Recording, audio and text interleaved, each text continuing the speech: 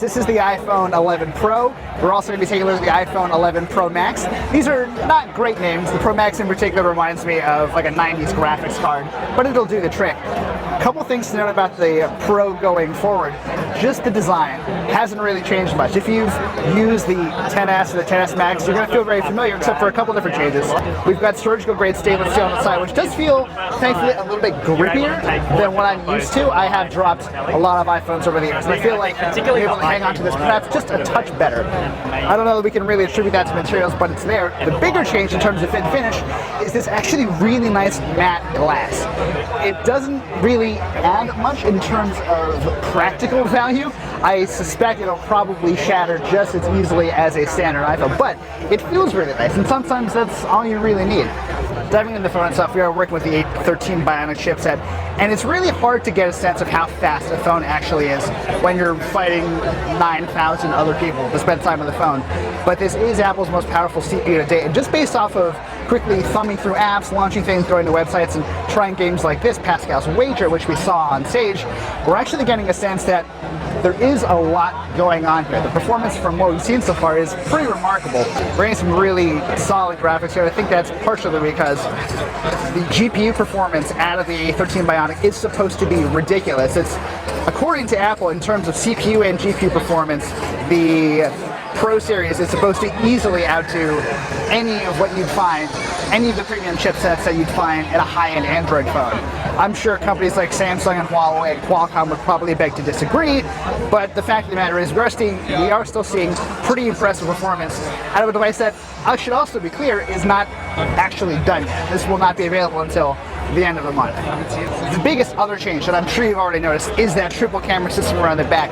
The iPhone XS and the XS Max previously had the telephoto and the standard wide camera, but we have the addition of an ultra wide here, which to me has always been the most important. If you're actually trying to add value to a multi-camera system, telephoto is fine, but wide angle really kind of gets you where to go. And here's a great example of how slick the interface is. When you're shooting and you're framing shots with that standard wide camera, you can actually see the overflow. You can actually see how much more of the field of view you actually could get when you do switch into that wide mode, that ultra wide mode. And I do actually really like the dial interface as well. It gives you a really, really granular level of control over your focal length. And actually, if you take a look, as I'm switching between these three cameras, there have been situations in the past with phones like LG's G series where you get a pretty noticeable stutter, and that doesn't feel great, especially when you're trying to get video shot. But as you're migrating between these three cameras, everything does feel remarkably smooth.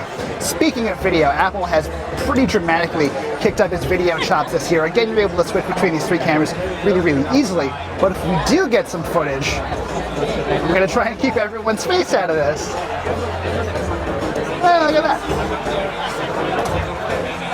You can't easily shoot 4K 60. The A13 Bionic is really, really solid for shooting that high-resolution footage. The hardware is at a point where the sensors really aren't the limiting factor anymore. It's the software and what you're really able to do after the fact that defines what the video experience is like on the iPhone 11 Pro and the Pro Max, which we'll take a look at in a sec. We now have our hands on the iPhone 11 Pro Max, which is, as you'd expect, the bigger version. We're working with a 6.5-inch version of that Super Retina XDR display, which looks good. There is true tone here, so it sort of adapts its colors based on your ambient lighting. It looks fine right now, although we are in what kind of feel like ideal lighting conditions. So we'll have to actually wait and see how good this display actually holds up over time. That is actually true of a lot of things too. Apple says in particular, we're going to get some really crazy battery life. We're talking about 4 to 5 hours more in the Pro and the Pro Max versus the XS and the XS Max. I will frankly believe that when I see it, but right off the bat, as usual, it is surprisingly difficult at times to use a max-level device with just one hand, especially if you have small hands. It's the kind of thing that'll really put a strain on your pinky if you like to rest your phone on your pinky while you're holding it, or your wrist, which is something that happens to me pretty frequently. But I haven't had too much trouble with it. I do sort of like the Sony approach where you get the super long aspect ratio, but an ultimately narrower design that fits more nicely in your hand. But this is sort of the classic Apple big phone design, updated for 2019. And it works. It's not maybe the most exciting update that we could have received, but I think we're seeing a lot of really substantive upgrades in a lot of different areas. Is this going to be a phone that you absolutely have to buy if you're coming from a XS or a XS Max? Probably not, but if you've been out of the upgrade cycle for a few years, or if you really just want a sense of what a truly flexible Apple camera is like, you're really not going to do much better than either of these guys. I think it's really interesting that Apple decided to take the Pro branding and apply it to its smartphones as well, but